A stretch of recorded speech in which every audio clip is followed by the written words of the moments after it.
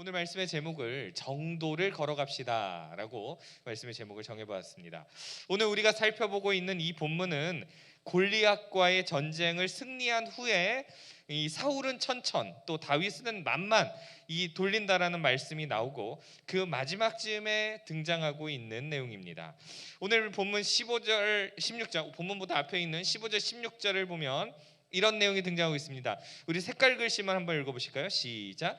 다윗이 크게 지혜롭게 행함을 보고 그를 두려워하였으나 라고 기록을 합니다. 사울이 다윗을 두려워하는 이유가 무엇이었을까요? 여호와께서 사울을 떠나서 다윗과 함께 계심을 알았기 때문입니다. 그리고 그 함께 하심으로 인해서 다윗은 크게 지혜롭게 행했다라는 거죠. 하나님의 지혜가 다윗에게 있는 것을 보았다라는 것입니다. 또한 그게 크게 지혜롭게 행하니 많은 사람들이 그를 합당히 여기는 것입니다. 그러니까 사울의 입장에서 보면 굉장히 답답한 상황이죠. 자기가 왕인데 하나님이 함께 하심을 경험하지 못하고 있고 다윗은 하나님이 함께하고 있음을 경험하는 것을 본인의 눈으로 직접 보고 있기 때문에 그렇습니다. 다윗을 두려워했다라는 거죠. 하나님이 그를 떠났다라는 것을 느끼는 그 감정이 어떠했을까? 우리는 이런 생각을 해보게 됩니다. 그래서 사울이 어떤 일들을 했냐면 오늘 본문의 앞쪽에 보면 내가 다윗에게 창을 던져서 벽에 박으리라 이런 말을 하게 됩니다. 그러니까 사람이 얼마나 잔인하면 다윗을 향해서 창을 던지는데 그 창을 관통해서 벽에 박히게 하리라 이런 표현들을 사용하는 거죠. 그러니까 사울의 입장에서 보면 이 다윗은 꼭 죽여야 되겠다라는 생각이 들 수밖에 없는 그런 사람이었습니다. 그럼 그에게 하나의 묘책이 이제 떠오르게 됩니다. 17절의 말씀을 보게 되면 어떤 내용이 나오는지 우리 같이 한번 읽어보실까요? 시작. 사울이 다윗에게 이르되 내 맏딸 메랍을 내게 아내로 주리니 오직 너는 나를 위하여 용기를 내어 여호와의 싸움을 싸우라 하니 이는 그가 생각하기를 내 손을 그에게 대지 않고 블레셋 사람들의 손을 그에게 대게 하리라 함이라. 아멘. 사울이 다윗에게 제안을 합니다. 내 첫 번째 딸 메랍을 너에게 아내로 주겠다라고 하는 거죠. 맏딸을 준다라고 하는 것이 어떤 의미일까요? 사울의 본심은 아니지만 내가 너를 그토록 사랑한다라는 인식을 심어주는 거죠. 굉장히 아이러니합니다. 왜냐하면 앞에서는 창으로 찔러서 죽이려고 해놓고서는 이번에는 내가 너의 장인이 되겠다라고 말을 하죠. 여러분이 만약에 다윗의 입장이라면 어떤 선택을 하시겠습니까? 나를 죽이겠다라고 했던 사람이 갑자기 딸을 준다라고 한다면 너는 이제부터 나의 사위가 되라, 나는 너의 장인이 될게 라고 하면 어떤 선택을 하시겠습니까? 아무리 왕이라고 하지만 쉽지 않은 것 같습니다. 그런데 이제는 더 멋있게 자기 자신을 포장하면서 이런 말을 합니다. 오직 너는 나를 위하여 용기를 내어 여호와의 싸움을 싸우라 라고 저기 말씀에도 기록하고 있죠. 겉으로 보기에는 참 훌륭한 모습으로 보여집니다. 내 딸을 줄 만큼 신뢰하니까 이제 네가 나를 대신해서 싸워라 이렇게 말하죠. 그러나 이 부분에 대해서 성경은 뭐라고 말을 하고 있습니까? 여러분 색깔 글씨를 보시면 내 손을 그에게 대지 않고 블레셋 사람들의 손을 그에게 대게 하리라 라고 되어 있습니다. 그러니까 성경의 저자는 사울의 본심을 알고 있었다라는 거죠. 현대인의 성경으로도 제가 따로 준비를 해보았는데 이렇습니다. 내가 직접 그를 죽이지 않고 블레셋 사람의 손에 죽게 해야지 라고 하는 그런 속셈을 가지고 지금 이야기를 하는 것입니다. 사울의 입장에서 보면 사울이 다윗을 직접 죽이면 어떻게 될까요? 아마 많은 이들로부터 큰 불만을 얻게 될 것입니다. 왜 그렇죠? 사울은 천천히요, 다윗은 뭐라고요? 만만. 모든 사람들이 그렇게 외치고 있는데 사울이 직접 그 손을 들어서 다윗을 죽여버리면 굉장한 불만이 나오겠죠. 굉장한 후폭풍이 찾아오겠죠. 그러니까 내가 직접 죽이는 것보다 다른 누군가를 통해서 죽이는 것이 훨씬 이득이다라는 생각이 든 것입니다. 본문을 묵상하다가 떠오른 또 다른 한 사건이 있었습니다. 어떤 사건이었냐면 다윗이 밧세바의 남편 우리아를 죽일 때 꼭 비슷한 방법을 썼습니다. 암몬과의 전쟁에서 가장 맨 앞자리에서 세워서 그를 죽이게 됩니다. 그가 그렇게 한 이유는 자기 스스로 이 우리아를 죽일 경우에 왕으로서의 이미지를 굉장한 타격을 입게 되죠. 명분도 없었고요. 그래서 자기가 생각할 때 가장 합법적인 방법으로 우연을 가장하여서 우리아를 죽였다라는 거죠. 다시 본문으로 돌아와 보면 이와 같은 제안을 받을 때 다윗이 어떤 선택을 했을까요? 하나님이 주시는 지혜로 이렇게 말합니다. 내가 누구이기에 감히 왕의 사위가 될 수 있겠습니까? 아이고 제 자신이 얼마나 하찮습니까? 우리 가문은 너무 연약합니다. 이렇게 말을 하죠. 당시에 결혼을 하려면 신랑이 신부의 집에 지참금을 지불을 해야 되는데 왕의 가문에 지참금을 낸다는 것은 굉장히 부담이 아닐 수가 없습니다.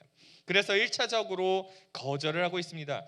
그래서 사울이 어떤 선택을 하느냐? 19절을 보면 맏딸 메랍을 다윗에게 줄 시기에 무올라 사람 아드리엘에게 주었다, 아내로 주었다 이렇게 말합니다.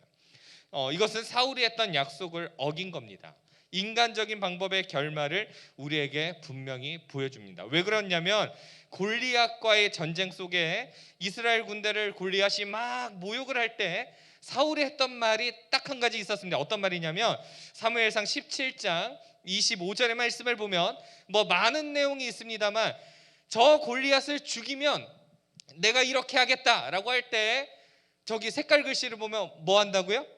그의 딸을 그에게 주고 이 약속을 했었습니다. 골리앗을 죽이기만 하면 내 딸을 줄게 라는 약속을 했었다는 거죠. 그래서 사무엘상의 저자는 다윗에게 줄 시기에 이러한 표현을 사용함으로써 어떤 면으로 보나 사울의 딸 메랍은 누구랑 결혼을 했어야 됐냐면 다윗과 결혼을 하는 게 맞습니다. 약속대로 가면요. 그러나 사울의 신실하지 못함으로 인해서 이 일이 이루어지지 못하게 됩니다. 하나님이 다윗에게 지혜를 주셨고 또한 거절하게 하신 거죠. 한편 무올라 사람 아드리엘은 바르실레의 아들로 상당히 유력한 가문이었으나 그들의 결혼은 결국 5명의 자식이 죽는 비극적인 결과로 끝을 맺게 됩니다. 사무엘하 21장 1절의 말씀을 보면 이렇게 안타까운 결과를 맺게 된 이유가 있었습니다. 색깔 글씨를 보면 사울과 피를 흘린 그의 집으로 말미암음이니 그가 기브온 사람을 죽였음이니라라고 되어 있습니다. 이 메랍과 이 사람의 결혼이 비극으로 끝나게 된 이유가 저 색깔 글씨 안에 있습니다. 성경에서 사울이 언제 기브온을 죽였는지는 기록되지 않았습니다만 그러나 그가 기브온 사람을 죽였고 그에 따라서 3년간의 기근이 있었음을 성경은 지적하고 있습니다. 그래서 기브온 사람들에 의해서 이런 결과가 찾아오게 되었다라고 하는 거죠. 결과론적으로 사무엘하 21장 8절에서 9절까지의 말씀을 보면 이렇게 되어집니다. 사울의 딸 메랍에게서 난 자 곧 무올라 사람 바르실레 아들 아드리엘의 5 아들을 붙잡아서 그들을 산 위에 여호와 앞에 목매어 달매 그들 7사람이 동시에 죽었다. 이렇게 메랍의 그 아들들이 이런 결과를 맞이하게 됩니다. 사울이 죽이지 말아야 할 기브온 사람을 죽인 대가로 그들에게 원한이 생겨났다라는 것입니다. 이유가 뭐냐면 여호수아서 9장을 보면 이 여호수아의 정복 전쟁을 이어갈 때 기브온 주민들이 낡아서 기운 신을 신고 낡은 옷을 입고 다 마르고 곰팡이가 난 떡을 가지고 와서 여호수아를 속이고 화친을 했던 적이 있습니다. 여호수아 9장 26절을 보면 그래서 여호수아가 이런 약속을 하게 되죠. 한번 읽어보실까요? 시작. 그들을 이스라엘 자손의 손에서 건져서 죽이지 못하게 하니라. 아멘. 그래서 여호수아 때로부터 기브온 사람들은 보호를 받으면서 살게 되었었는데 화친을 하면서 지내게 되었었는데 이 조약을 깨고 사울이 기브온 족속을 죽였고 그 원한이 생겼고 그것에 대한 결과물로 인하여서 후대가 이렇게 죽임을 당하게 된 것입니다. 사울의 악한 생각이 이런 결과를 가져왔습니다. 한편 메랍 이후로서 또 미갈이 다윗을 사랑했다라고 오늘 본문은 말하고 있습니다. 그런데 사울은 이것 또한 역시 좋게 여기게 됩니다. 이유는 하나입니다. 이 다윗을 블레셋 사람들의 손에 죽게 해야겠다라는 거죠. 사울의 관심은 어디에 있었느냐? 오직 다윗을 죽이는 일에만 관심이 있었다는 것입니다. 그래서 이번에는 사울이 작전을 세웁니다. 신하들에게 명령을 합니다. 다윗에게 야야 소곤소곤 좀 이야기 좀 해봐라. 몰래 이야기하는 것처럼 해. 왕이 너를 좀 사위 삼고 싶어 한다. 그러자 이번에도 다윗이 어떻게 합니까? 또 거절합니다. 나는 가난하고 천한 사람입니다. 이에 대해서 사울은 그를 너무 죽이고 싶기에 이렇게 말을 합니다. 왕이 아무것도 원하지 아니한다라고 하는 겁니다. 오늘 보면 25절에 보면 바로 그 내용이죠. 자, 25절 한번 같이 또 읽어보시겠습니다. 시작. 사울이 이르되 너희는 다윗에게 이같이 말하기를 왕이 아무것도 원하지 아니하고 다만 왕의 원수의 보복으로 블레셋 사람들의 포피 100개를 원하신다 하라 하였으니 이는 사울의 생각에 다윗을 블레셋 사람들의 손에 죽게 하리라 함이라. 아멘.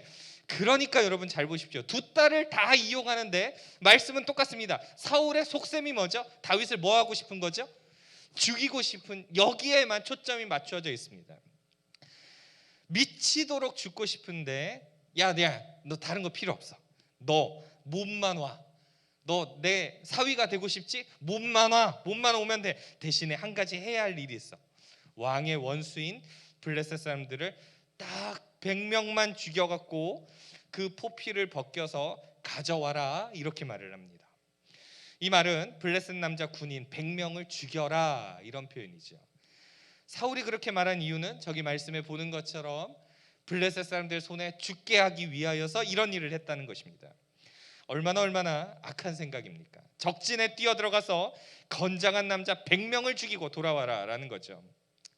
여러분들도 알다시피 이미 다윗은 골리앗을 죽이고 전쟁을 승리로 이끈 사람입니다. 그럼에도 불구하고 그를 사지에 지금 몰아넣고 있는 것입니다. 저 다윗만 없으면 나는 죽을 때까지 영원히 왕의 자리에 앉을 수 있어.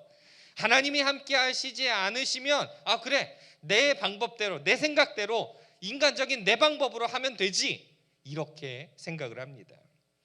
얼마나 인간적인 생각입니까? 그런데 다윗이 이제 어떻게 행해야 됩니까? 당연히 죽을 줄 알았던 다윗이 그의 부하들과 함께 가서 블레셋 사람을 얼마나 죽였냐면 100명을 요청을 했는데 몇 개를 가져왔을까요? 200개를 가져옵니다. 그럼 몇 배죠, 여러분? 2배를 가지고 오게 됩니다. 사울의 입장에서 보면 기가 막힌 상황 아닙니까, 여러분? 뭐 했으면 싶어서 보냈습니까? 죽었으면 아이고 이쯤 되면 죽겠지라고 해서 보냈더니 2배를 죽여가지고 그거를 가지고 오게 됩니다. 당연히 죽을 줄 알았는데, 그러면 저 눈엣 가시 다윗이 사라지고 나는 내 딸을 저놈에게 주지 않아도 되고 나는 죽을 때까지 왕 노릇할 줄 알았는데 100개를 가져오라고 했더니 기한이 차기도 전에 200개를, 그러니까 2배를 가져온 겁니다. 이제 약속대로 자신의 딸 미갈을 다윗에게 아내로 줍니다. 28절에서 29절을 보면 우리가 굉장히 눈여겨봤으면 하는 내용이 등장합니다. 자, 색깔 글씨 한번 읽어보실까요? 시작. 여호와께서 다윗과 함께 계심을 사울이 보고 알았고. 아멘. 사울이 무엇을 봤다고요? 여호와께서 다윗과 어떻게 하는 거요? 함께 계시는 것을 보았다라고 말합니다. 천지를 지으신 만왕의 왕 되시는 능력의 하나님이 지금 다윗과 함께 하고 계시는 것입니다. 사울은 그 장면을 직접 눈으로 보고 있는 것입니다. 그런데 여러분 잘 보십시오. 사울이 지금 현재 어떤 상황인지 제가 3가지의 말씀을 준비를 해두었습니다. 사무엘상 15장 26절을 보실까요? 자, 색깔 글씨만 읽어보실까요? 시작. 여호와께서 왕을 버려 이스라엘 왕이 되지 못하게 하셨음이니이다. 16장 1절 보여주실까요? 자, 색깔만요. 시작. 내가 이미 사울을 버려 이스라엘 왕이 되지 못하게 하였거늘. 아멘. 2가지 말씀을 보니까 여호와께서 왕을 어떻게 했다고요?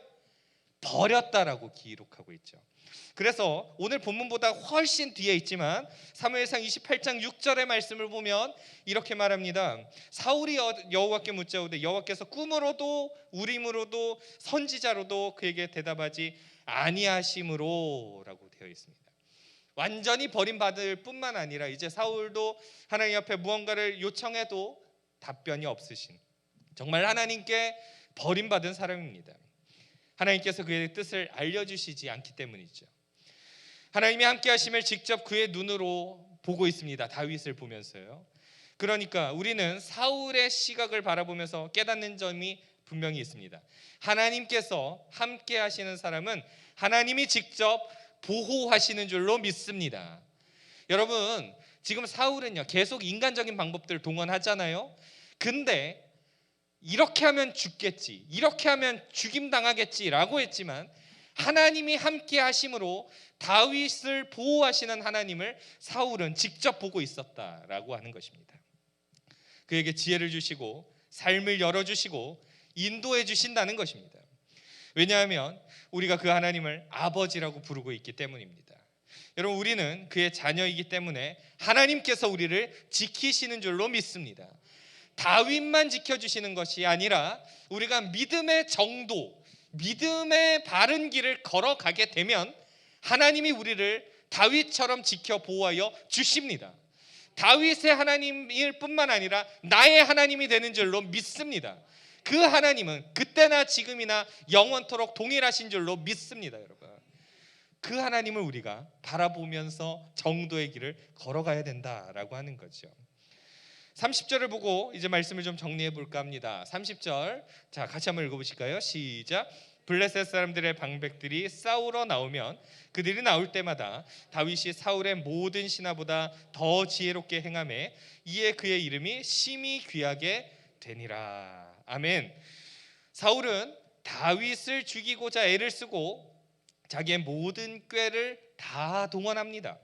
그러나 하나님이 허락하지 않으셨기에 다윗은 죽지 않고 오히려 더 나은 결과를 가져오게 되었습니다. 다윗은 교만하지 않았고 하나님의 인도하심을 따라서 정도를 걸어갔습니다. 요령 피우지 아니하고 꾀부리지 아니하고 나아갈 때 하나님이 인정하시고 사람이 인정하는 것들을 우리는 발견해 볼 수가 있습니다. 여러분, 요셉도 떠올려 보시면 그렇지 않습니까? 요셉에게 얼마나 달콤한 유혹들이 있었습니까? 보디발의 아내의 유혹 가운데서 내가 거기에 넘어가기만 한다면 육체적인 쾌락도 얻을 수 있었고 어쩌면 종의 신분도 벗을 수 있지 않을까라는 기대감도 있었을지 모르겠습니다. 그러나 그 자리에서도 그는 하나님이 기뻐하시는 정도를 따라갔다는 것을 우리는 기억해야 됩니다. 그러므로 말미암아 하나님이 그를 높여주셨고 그래서 그가 총리가 되지 않았습니까? 마찬가지로 이 다윗의 삶도 잘 지켜보시면 하나님이 그와 함께 계심을 알았고 하나님이 원하시는 정도의 길을 걸어갔다라고 하는 것입니다. 우리가 오늘의 말씀을 바라보면서 무엇을 적용할 수 있을까요? 우리의 삶이 어떠하든지 하나님의 인도하심을 믿으시기를 바랍니다. 그래, 나는 하나님이 함께 하시는 사람이야. 이것을 기억하는 것입니다. 인생의 길 나 혼자 걸어가는 게 아니라 하나님이 나와 함께 걸어가시고 계셔. 할렐루야. 여러분, 이 믿음을 가진다면 우리가 정도의 길을 걸어갈 수 있다라는 것입니다.